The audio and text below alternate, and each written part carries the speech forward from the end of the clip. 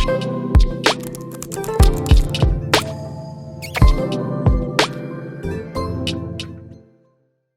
हम ईकैट प्रिपरेशन में इलेक्ट्रोस्टैटिक्स के बारे में पढ़ेंगे, जिसमें हम स्टडी करते हैं चार्जेस को रेस्ट की हालत में। यानी कि चार्जेस की स्टडी जब वो रेस्ट पर हों, उनकी जो इलेक्ट्रिकल प्रॉपर्टीज़ हैं उनको हम जो है स्टडी करेंगे।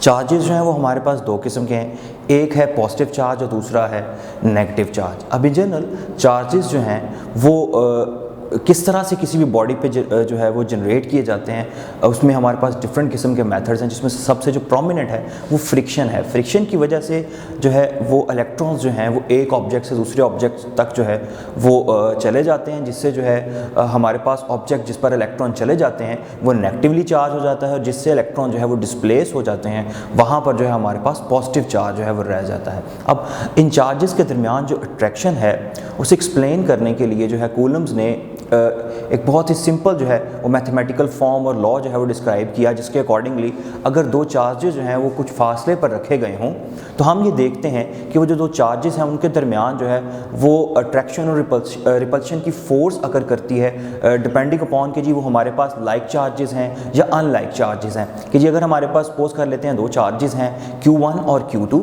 और उनके दरमियान जो है वो फोर्स अमल करती है Q1 और Q2 के दरमियान, तो ये जो फोर्स है ये डायरेक्टली प्रोपोर्शनल होगी प्रोडक्ट ऑफ चार्जेस के। इसके अलावा ये जो फोर्स है ये इन्वर्सली प्रोपोर्शनल होगी दोनों जो हमारे पास चार्जेस हैं उनके दरमियान जो डिस्टेंस है उसके स्क्वायर के। तो हमारे पास जो रिलेशन बन जाएगा उसमें K जो है वो एक कांस्टेंट है, तो हमारे पास रिलेशन आएगा जी F is equal to K Q1 Q2 divide by R square.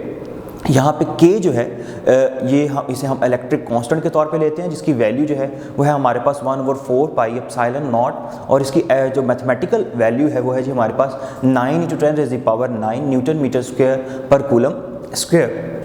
अब ये जो हमारे पास कांस्टेंट K है ये दो चीज़ों के ऊपर डिपेंड करता है। ये या तो ये डिपेंड करता है जी हम आपके सिस्टम ऑफ यूनिट्स पे, इसके अलावा ये डिपेंड करता है मीडियम पे कि जी हमारे जो दो चार्जेस हैं अगर उनके दरमियान जो है कोई मीडियम आ जाता है, अब वो जो मीडियम है वो इस फोर्स को कितना अफेक्ट करेगा वो हमें ये K जो है ये बताएगा।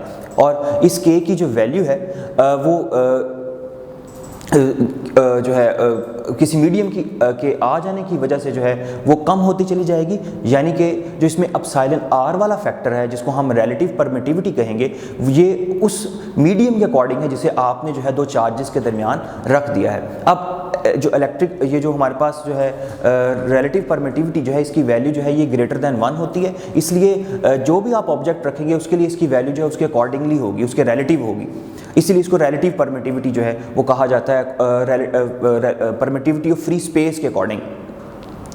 अब जो है जैसे जैसे जो है आप कोई मीडियम चेंज करते हैं जिसकी रिलेटिव परमिटिविटी जो है वो ज़्यादा है, तो हमारे पास K की वैल्यू उतनी कम होती चली जाएगी, उसके अकॉर्डिंगली हमारी जो फोर्स है वो दो चार्जेस के दरमियान वो रिड्यूस होती चली जाएगी। इसके अलावा ये जो हमारी कूलम फोर्स है ये म्यूचुअल फोर्स है। म्यूचुअल फोर्स का क्या मतलब है जी कि अगर Q1 जो है वो Q2 पर फोर्स लगा रहा है तो उसके बिल्कुल अकॉर्डिंगली Q2 जो है वो Q1 पे भी फोर्स लगाएगा। यानी कि ये न्यूटन के थर्ड लॉ को जो है ये फोर्स जो है ये ओबे करती है कि जी एक्शन और रिएक्शन जो हैं वो होंगे, लेकिन वो मिकदार में तो बराबर होंगे लेकिन डायरेक्शन में है हमारे पास जो है वो ऑपोजिट होंगे। कि जी अगर आप देखें तो Q1 के ऊपर जो है वो हमारा Q2 जो है वो फोर्स लगा रहा है जिसको डिफाइन किया गया है F12 से। इसी तरह से Q2 पे जो फोर्स लग रही है जो कि Q1 लगा रहा है वो है जी हमारे पास F21। ये जो दोनों फोर्सेस हैं ये डायरेक्शन में एक दूसरे के ऑपोजिट हैं, लेकिन मिकदार में जो है ये दोनों फोर्सेस जो हैं ये बराबर होंगी। इसी तरह से अगर आप जो है वो ऑपोजिट चार्जेस के लिए देख लें तो जी वो हमारे पास फोर्सेस जो हैं वो अट्रैक्टिव हैं, और वो जो दोनों फोर्सेस हैं उनकी डायरेक्शन जो है वो एक दूसरे के ऑपोजिट है, लेकिन मैग्नीट्यूड जो है वो इक्वल होगी। अब हम देख लेते हैं जी हमारे पास इलेक्ट्रिकल फोर्स और ग्रेविटेशनल फोर्स जो है उसमें क्या रिलेशनशिप है। तो हमारी जो इलेक्ट्रिक फोर्स है और जो ग्रेविटेशनल फोर्स है ये दोनों जो हैं ये कंजर्वेटिव फोर्सेस हैं, यानी कि इनमें जो किया गया जो काम है वो पाथ पे डिपेंड जो है वो नहीं करता। सेकेंडली ये जो हमारी फोर्सेस हैं ये इन्वर्स स्क्वायर लॉ को ओबे करती हैं, यानी कि दोनों जो फोर्सेस हैं वो डिस्टेंस के साथ इन्वर्सली रिलेटेड, डिस्टेंस के स्क्वायर के साथ जो है ये हमारे पास इन्वर्सली रिलेटेड हैं। नेक्स्ट हमारे पास जो ग्रेविटेशनल फोर्स है ये एक वीक फोर्स है, जबकि जो इलेक्ट्रिकल फोर्स है ये एक स्ट्रॉन्ग फोर्स है। और इनकी जो स्ट्रेंथ है वो इन जनरल इनके कांस्टेंट से पता लगती है कि जी जो हमारे पास इलेक्ट्रिकल फोर्स है उसका कांस्टेंट जो है इसकी वैल्यू जो है 10⁻⁹ तक है, जबकि जो हमारे पास ग्रेविटेशनल कांस्टेंट है जी उसकी जो वैल्यू है उसकी वो जो एक्सपोनेंशियल वैल्यू है वो 10⁻⁻11 है। जी जो है वो स्मॉल वैल्यू रखता है, के जो है उसकी वैल्यू ज़्यादा है, तो के जो है वो क्योंकि इलेक्ट्रिकल कांस्टेंट है इसलिए इलेक्ट्रिकल फोर्स जो है वो ज़्यादा स्ट्रॉन्ग है, क्योंकि स्ट्रेंथ जो है ये कांस्टेंट्स डिफाइन करते हैं ऐसी फोर्सेस की। इसके अलावा अगर आप जो है एक प्रोटॉन के लिए जो है इलेक्ट्रिक और ग्रेविटेशनल फोर्स का कंपैरिजन करें तो एक प्रोटॉन जो है उस पर लगने वाली जो इलेक्ट्रोस्टैटिक फोर्स है वो 10⁻39 टाइम्स स्ट्रॉन्गर है ग्रेविटेशनल फोर्स से। इसके अलावा अगर आप रेंज की बात करें तो हमारे पास जो ग्रेविटेशनल फोर्स है उसकी रेंज बहुत ज़्यादा है, लेकिन जो इलेक्ट्रोस्टैटिक फोर्स है उसकी रेंज जो है वो बहुत ही ज़्यादा कम है, वो शॉर्ट जो है डिस्टेंस तक ही एक्ट करती है, जबकि जो ग्रेविटेशनल फोर्स है वो लॉन्ग डिस्टेंसेस तक भी एक्ट करती है। अब ये जो रेंज है ये डिटरमिन होती है स्ट्रेंथ से। जिस फोर्स की स्ट्रेंथ जो है ये स्पेसिफिकली जो हमारे पास बेसिक फोर्स ऑफ नेचर है हम उसकी बात कर रहे हैं कि जिस फोर्स की स्ट्रेंथ जितनी ज़्यादा स्ट्रॉन्ग होगी और नेचुरली उसकी जो रेंज है वो उतनी ज़्यादा कम है नेचर में। इसके अलावा जो हमारी इलेक्ट्रोस्टैटिक फोर्स है ये अट्रैक्टिव भी है और रिपल्सिव भी है, जबकि जो हमारी ग्रेविटेशनल फोर्स है ये सिर्फ और सिर्फ जो है ये अट्रैक्टिव फोर्स है। इसके अलावा हमारी जो इलेक्ट्रोस्टैटिक फोर्स है वो मीडियम पे डिपेंड करती है, इसके अलावा उसके लिए शील्डिंग इफेक्ट भी है, लेकिन ग्रेविटेशनल फोर्स जो है वो मीडियम पे डिपेंड नहीं करती और उसके लिए किसी किस्म का कोई शील्डिंग इफेक्ट जो है वो एग्जिस्ट नहीं करता। अब हम ये जो हमारी इलेक्ट्रिक फोर्स है इसको मज़ीद जानने के लिए इसकी डिफरेंट प्रॉपर्टीज़ देखते हैं कि जी सबसे पहले हमारे पास जो है ये जो इलेक्ट्रिक फोर्स है ये बेसिक फोर्सेस ऑफ नेचर में से एक फोर्स है। अब ये जो बेसिक फोर्सेस ऑफ नेचर हैं ये किस किस्म की फोर्सेस हैं, ये बाकी तमाम फोर्सेस से थोड़ी डिफरेंट हैं। जैसे कि जो नेचुरली हम जो है हमारे रोज़मर्रा ज़िंदगी में जिन फोर्सेस से हमारा ताल्लुक़ पड़ता है वो कॉन्टैक्ट फोर्सेस हैं, यानी कि ऐसी फोर्सेस जो कि फ़िज़िकल कॉन्टैक्ट के साथ जो है वो एक ऑब्जेक्ट से दूसरे ऑब्जेक्ट तक जो है ना वो ट्रांसफ़र होती हैं। लेकिन ये जो बेसिक फोर्सेस ऑफ नेचर हैं ये फील्ड फोर्सेस हैं, यानी कि इनकी जो फोर्स की ट्रांसमिशन है ये फील्ड्स के थ्रू होती है। और ये सबसे पहले ये जो कंसेप्ट है ये इलेक्ट्रिक फोर्स के लिए माइकल फैराडे ने दिया था, जिसने ये कहा कि जो दो चार्जेस हैं जो एक दूसरे से डिस्टेंस पे वाक़या हैं वो किस तरह से एक दूसरे के ऊपर जो है वो फोर्स लगा सकते हैं। कोई दरमियान में मीडियम नहीं है, वो कौन सी चीज़ है जो एक चार्ज की जो फोर्स है वो दूसरे चार्ज तक ट्रांसमिट करती है। तो उसके लिए माइकल फैराडे ने बड़ा सिंपल सा कंसेप्ट दिया और वो ये था कि हर चार्ज की सराउंडिंग में एक फील्ड एग्जिस्ट करती है और वो जो फील्ड है वो स्पेसिफिक चार्ज की इलेक्ट्रिकल फील्ड होगी, और जब कोई दूसरा चार्ज उस फील्ड में मुदाखलत करने की कोशिश करेगा तो वो जो चार्ज है फर्स्ट वाला वो उस चार्ज पे फोर्स लगाएगा। तो यहाँ पे डायरेक्ट फिजिकल कॉन्टैक्ट तो नहीं है, लेकिन फील्ड जो है दो चार्जेस की वो आपस में जैसे ही कॉन्टैक्ट में आती हैं फोर्स जो है वो अमल करती है। और ये जो फोर्स है इसको हम अगर आप डिस्क्राइब करना चाहें तो इसके लिए हम इलेक्ट्रिक फील्ड स्ट्रेंथ और इलेक्ट्रिकल इंटेंसिटी को जो है वो स्टडी करते हैं, जिसको हम डिफाइन करते हैं कुछ इस तरह से फोर्स पर यूनिट चार्ज। जैसे कि आप देख सकते हैं हमारे पास एक टेस्ट चार्ज है जिसको एक क्यू चार्ज की फील्ड में जो है वो जैसे ही आप एंटर करेंगे उसके ऊपर एक फोर्स लगना शुरू होगी, और वो जो फोर्स है वो इक्वल होगी वो टेस्ट चार्ज जिसको आप एंटर कर रहे हैं और वो जो इलेक्ट्रिकल फील्ड स्ट्रेंथ है उस पर्टिकुलर पॉइंट पे उसके प्रोडक्ट के। अब ये जो टेस्ट चार्ज है इस पर जो है वो ऑपोजिट वो जो है अवे डायरेक्शन में जो है वो फोर्स लग रही है। टेस्ट चार्ज की दो प्रॉपर्टीज़ हैं। टेस्ट चार्ज जो है वो लाजमी तौर पर जो है वो स्मॉल इन साइज़ होगा, स्मॉल इन मैग्नीट्यूड होगा। इसके अलावा ये हमेशा पॉजिटिव चार्ज जो है वो लिया जाता है। अब इस पर्टिकुलर पॉइंट पे जो फोर्स अमल करेगी पर यूनिट चार्ज जो कि टेस्ट चार्ज की अपनी क्वांटिटी है, तो उससे हमें ये पता लग जाएगा जी यहाँ पर इस पर्टिकुलर पॉइंट के ऊपर इलेक्ट्रिकल फील्ड स्ट्रेंथ कितनी है। जितनी ज़्यादा फोर्स उस पॉइंट पर एग्जर्ट करेगी उतना ज़्यादा जो है उस पॉइंट के ऊपर हमारे पास इलेक्ट्रिकल फील्ड स्ट्रेंथ होगी। इसके लिए हम इसको अगर जो है वो कूलम्स लॉ यूज़ करें तो हम इलेक्ट्रिकल फील्ड स्ट्रेंथ को या इलेक्ट्रिकल इंटेंसिटी को जो है कुछ इस तरह से भी डिफाइन कर सकते हैं 1/4 pi epsilon naught into q divide by r square. यहाँ पर जो आर यूनिट वेक्टर है ये इलेक्ट्रिकल इंटेंसिटी की डायरेक्शन को रिप्रेजेंट कर रहा है जो इन जनरल फोर्स की डायरेक्शन में है। नेक्स्ट इलेक्ट्रिकल फील्ड स्ट्रेंथ को मज़ीद जानने के लिए और इलेक्ट्रिकल फील्ड को मज़ीद क्लैरिफाई करने के लिए इलेक्ट्रिकल फील्ड लाइंस का जो कंसेप्ट है वो इंट्रोड्यूस करवाया गया। जैसे कि हमने पहले कहा कि इलेक्ट्रिकल फील्ड रीजन है, अब उस रीजन को हम डिस्क्राइब कैसे करते हैं, हम जो है उस चार्ज की सराउंडिंग में कुछ लाइंस ड्रा करते हैं और वो जो लाइंस हैं वो उस फील्ड की स्ट्रेंथ को और उसकी डिफरेंट प्रॉपर्टीज़ को डिस्क्राइब करती है। अब ये जो इलेक्ट्रिकल फील्ड लाइंस हैं ये जस्ट एक विजुअल रिप्रेजेंटेशन है, फील्ड को बताने का एक तरीका है। अब इन लाइंस को हम लाइंस ऑफ फोर्सेस भी कहते हैं, क्योंकि ये जो लाइंस हैं ये उस वो हमारे पास जो फोर्स की डायरेक्शन है उसको रिप्रेजेंट करती हैं किसी भी चार्ज के अराउंड। अब पॉजिटिव चार्ज के लिए जो फील्ड लाइंस है ये हमेशा जो है ये रेडियली आउटवर्ड होती हैं, जबकि नेगेटिव चार्ज के लिए ये हमेशा रेडियली इनवर्ड होती हैं। इसी तरह से अगर कहीं पे नंबर ऑफ चार्जेस जो हैं, नंबर ऑफ फील्ड लाइंस जो हैं वो ज़्यादा हैं, क्लोज हैं एक दूसरे के, तो वहाँ पर जो फील्ड स्ट्रेंथ है वो ज़्यादा होगी। जहाँ पर ये लाइंस जो हैं ये एक दूसरे से अवे होती चली जाएंगी और पर्टिकुलर एरिया में नंबर ऑफ फील्ड लाइंस कम आएंगी, तो हम कहेंगे जी यहाँ पर हमारे पास जो फील्ड स्ट्रेंथ है वो कम होती चली जा रही है।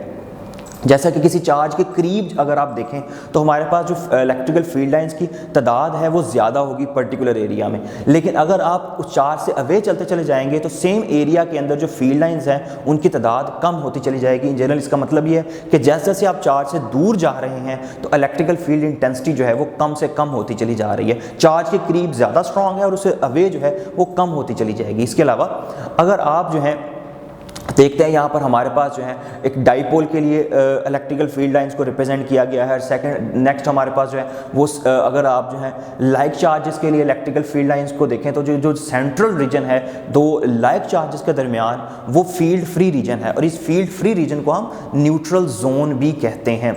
इसके अलावा अगर आप इन इलेक्ट्रिकल फील्ड लाइंस पर किसी भी पर्टिकुलर पॉइंट के ऊपर इलेक्ट्रिकल फील्ड इंटेंसिटी कैलकुलेट करना चाहते हैं तो उसको कैलकुलेट करने के लिए हम उस पर्टिकुलर पॉइंट पर टेंजेंट ड्रा करेंगे और वो जो टेंजेंट है वो उस पर्टिकुलर पॉइंट के ऊपर हमारे पास जो है इलेक्ट्रिकल फील्ड स्ट्रेंथ की डायरेक्शन को रिप्रेजेंट करेगा। जैसे कि आप डिफरेंट पॉइंट्स के ऊपर आपको जो है सबसे पहले अगर आप देखें एक सिंगल चार्ज के लिए तो टेंजेंट जो है वो उस इलेक्ट्रिकल फील्ड लाइंस के बिल्कुल पैरेलल होगा, तो सेम इलेक्ट्रिकल इंटेंसिटी की डायरेक्शन को रिप्रेजेंट करेगा। लेकिन अगर आप डाइपोल के लिए देखते हैं जिसमें हमारे पास एक पॉजिटिव और एक नेगेटिव चार्ज है जिसको सेपरेट किया गया है सम डिस्टेंस पे, तो आप क्या देखते हैं जी यहाँ पर इलेक्ट्रिकल फील्ड स्ट्रेंथ जो है आप किसी भी पर्टिकुलर पॉइंट के ऊपर टेंजेंट ड्रा करके कैलकुलेट कर सकते हैं जिसकी डायरेक्शन हमेशा जो है वो आप देख सकते हैं वो पॉजिटिव से नेगेटिव की तरफ है। पर्टिकुलर पॉइंट्स के ऊपर दिखाया गया, आप मुख्तलिफ जगह के ऊपर जो है इलेक्ट्रिकल फील्ड स्ट्रेंथ की डायरेक्शन जो है उसे आप देख सकते हैं जो कि टेंजेंट से ड्रा की जाएगी। इसके अलावा आप इसमें हमारे पास जो है फील्ड जो है वो यूनिफॉर्म भी हो सकती है, फील्ड जो है वो नॉन यूनिफॉर्म भी हो सकती है। यूनिफॉर्म फील्ड की दो प्रॉपर्टीज़ हैं।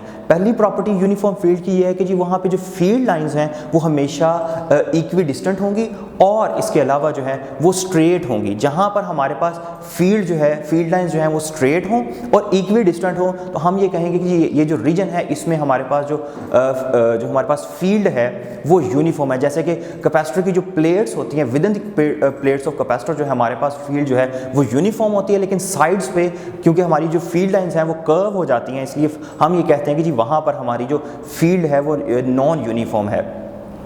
इसके अलावा अगर आप देखें तो इनमें जो आपको जितनी भी फिगर्स नज़र आ रही हैं इनमें कोई किसी भी फिगर के अंदर इलेक्ट्रिकल फील्ड जो है वो एक दूसरे को जो है वो क्रॉस नहीं कर रही। इसका मतलब यह है कि ये जो इलेक्ट्रिकल फील्ड लाइंस हैं ये कभी एक दूसरे को क्रॉस नहीं करती और इसकी मेन वजह ये है कि हर जगह पर किसी पर्टिकुलर पॉइंट के ऊपर इलेक्ट्रिक इंटेंसिटी की डायरेक्शन जो है वो हमेशा सिंगल वैल्यू रखती है। हम एक पॉइंट के ऊपर दो टेंजेंट ड्रा नहीं कर सकते, सिर्फ और सिर्फ एक पर्टिकुलर टेंजेंट होता है जो कि एक पर्टिकुलर डायरेक्शन को रिप्रेजेंट करता है। इसलिए हम कह सकते हैं जी इलेक्ट्रिकल फील्ड लाइंस कभी एक दूसरे को क्रॉस नहीं करेंगी। इसके अलावा हमारे पास जो है हम ये जो सब्जेक्ट पढ़ रहे हैं इलेक्ट्रोस्टैटिक्स, इसकी हमारी रोज़मर्रा ज़िंदगी में बहुत अहमियत है जिसमें जो है बहुत सी एप्लीकेशंस हैं जिसमें से चंद का जिक्र कर लेते हैं। जैसे कि हमारे पास ज़ीरोग्राफी जो है ये एक ग्रीक वर्ड है जिसके मायने है ड्राई राइटिंग, यानी कि हम जो है एक ऐसी मशीन यूज़ करते हैं जो कि ड्राई राइटिंग करते हुए हमें जो है, जिसको हम फोटोकॉपियर मशीन कहते हैं, जिससे हम मुख्तलिफ़ किस्म की जो है कॉपीज़ जो है वो जनरेट कर सकते हैं। अब इसमें ये जो हमारी फोटोकॉपियर मशीन है, इसका जो सेंट्रल मेन ड्रम है, जो हार्ट ऑफ मशीन भी है इन जनरल फोटोकॉपियर मशीन का, वो एल्यूमिनियम से बना हुआ होता है, जिसके ऊपर जो है हमारे पास सिलीनियम की कोटिंग होती है। और ये जो सिलीनियम है ये एक फोटो कंडक्टर है। फोटो कंडक्टर का क्या मतलब है कि जी ये उस वक्त तक इंसुलेटर रहेगा जब तक ये इसके ऊपर कोई रोशनी नहीं होगी, ये डार्क होगा, लेकिन जैसे ही जो है रोशनी आना शुरू होगी तो सेलेनियम जो है ये कंडक्टर बन जाता है। यानी कि डार्क में ये हमारे पास इंसुलेटर है और लाइट में ये हमारे पास कंडक्टर है।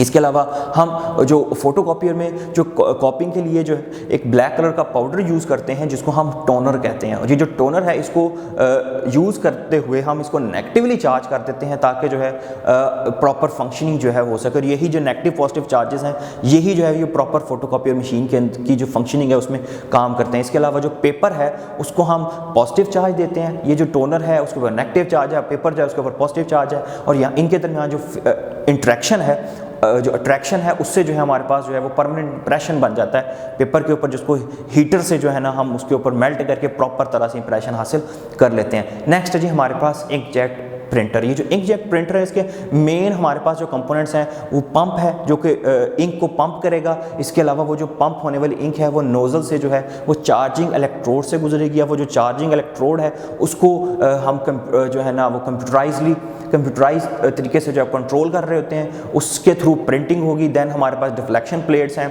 डिफ्लेक्शन प्लेट्स जो हैं वो अगर आपकी चार्जिंग प्लेट्स ऑन है तो इंक के ऊपर चार्ज होगा। वो जो डिफ्लेक्शन प्लेट्स हैं वो उस इंक जिसके ऊपर चार्ज है उसको डिफ्लेक्ट कर सकती है और डिफ्लेक्ट करके जो है वो गटर की तरफ सेंड कर देगी।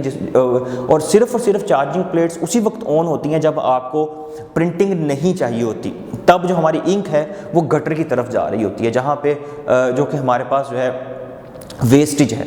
इसके अलावा जो अनचार्ज ड्रॉपलेट्स हैं वो स्ट्रेट करते हैं पेपर की तरफ और वहाँ पर जो है वो हमें हमारी प्रिंटिंग में जो है वो हेल्प करते हैं। नेक्स्ट हमारा कुछ MCQs देख लेते हैं जी। फर्स्ट है जी, if the size of both charges is doubled then the electrical force between these charges will become. अगर दो चार्जेस जिनके दरमियान जो है वो इलेक्ट्रोस्टैटिक फोर्स एक्ट कर रही है, अगर जो है आप उन चार्जेस के साइज़ को डबल कर देते हैं तो फोर्स पे क्या फ़र्क पड़ेगा। तो जी हमारी जो फोर्स है वो तो साइज़ पे डिपेंड ही नहीं करती, वो तो चार्ज की वैल्यू पे डिपेंड करती है। इसके अलावा डिस्टेंस पे डिपेंड करती है, तो साइज़ के डबल करने से कोई फ़र्क नहीं पड़ेगा, इसलिए डी ऑप्शन जी वो बिल्कुल सेम रहेगी।